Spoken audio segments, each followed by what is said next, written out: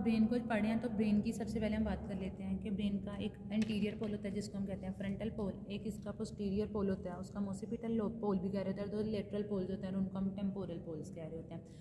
अब बात कर लेते हैं इस सेंटर पे एक हमारे पास सेरिबेरल का लॉन्गिट्यूडनल सेरिबेरल फीचर होता है जो दो सेरिबेरल हेमिस्फेयर्स में ना इनको सेपरेट कर होता है सेरिब्रम को, जो सेंट्रल में एक सल्कस। अब ब्रेन के ना सेरिब्रम के अंदर से डिफरेंट हमें पता है सल्कस और गहराएं हैं, और ये जो सेंट्रल वाला ये हमारे पास क्या है सेंट्रल सल्कस है। सेंट्रल सल्कस के आगे वाला एरिया जो होता है ये प्री सेंट्रल गायरस है, और इसके पीछे वाला एरिया हमारे पास क्या है पोस्ट सेंट्रल गायरस।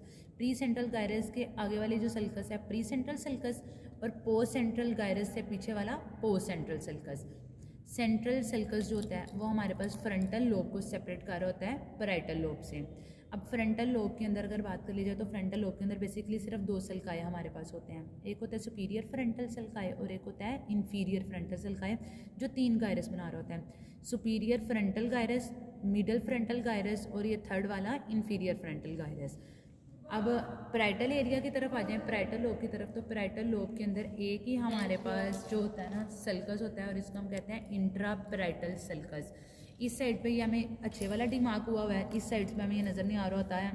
यहाँ पे किसी को भी आप लोग रैंडम कह के कि ये हमारे पास इंट्रा पैराइटल है, जो कि इसको दो गायरस में या दो लोब्यूल्स में सेपरेट कर रहा होता है, सुपीरियर पैराइटल लोब्यूल, और ये 3 वाला क्या हो जाएगा इंफीरियर पैराइटल लोब्यूल।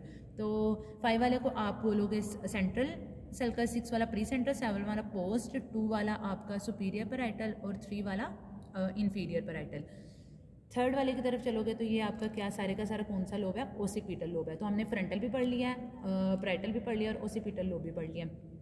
अब ना क्या सीन होता है कि जो हमारे पास पैराइटल और ओसिपिटल को सेपरेट कर होता है ना वो होता है पैराइटोसिपिटल सल्कस, जो हमें बाहर से नहीं नज़र आ रहा था वो इनसाइड मीडियली नज़र आएगा, जब मीडियली ओपन करेंगे देख लेंगे।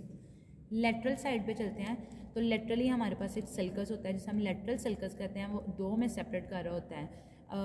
किसको सेपरेट कर होगा टेम्पोरल लोब को, किससे सेपरेट कर होगा पैराइटल से।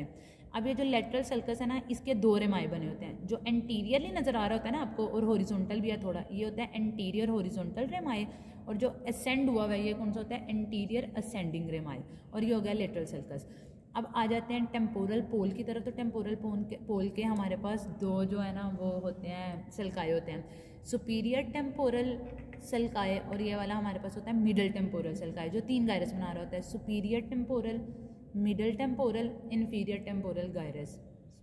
ब्रेन की सर्फेसिस की बात कर लें तो हमारे पास जो सबसे पहले सर्फेस होती है सुप्रोलैटरल सर्फेस होती है, ये हमारे पास जो होती है इंफ्रोलैटरल सर्फेस होती है, ब्रेन स्टेम के साथ वाली सारी इंफीरियर सर्फेस होती है, और दोनों सेरिब्रल हेमिस्फीयर के दरमियान वाली कौन सी होती है ये सारी की सारी मीडियल सर्फेस है।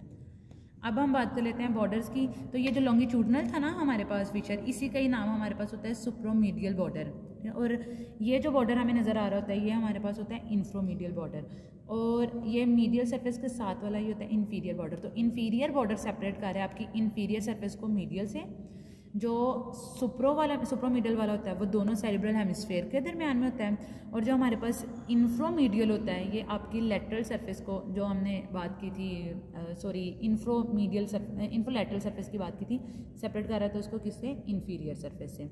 अब इंफीरियर सरफेस के सल्काए और गायरसिस देख लेते हैं, तो ब्रेन स्टेम के साथ जो हमारे पास पहला सल्कस होता है उसको हम कहते हैं कोलेटरल सल्कस, और ये वाला ये सारा जो होता है ना ये हमारे पास होता है कोलेटरल सल्कस, और कोलेटरल सल्कस के बाद जो सेकंड वाला सल्कस होता है इसको हम कह रहे होते हैं ओसिपिटो टेम्पोरल सल्कस।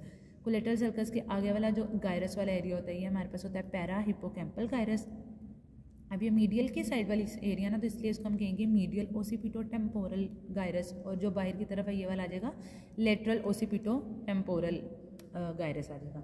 अब मीडियल सरफेस के भी ना गायरसिस वगैरह साथ ही देख लेते हैं।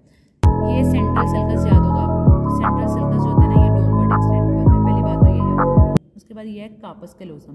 कार्पस कैलोसम की ना ए वाली जो होती है ये इसकी हमारे पास आ जाती है जीनू, जिसे ऊपर की तरफ एक्सटेंड कर होता है, बी वाली उसकी आ जाती है बॉडी, और सी वाला आ जाता है सप्लीनियम।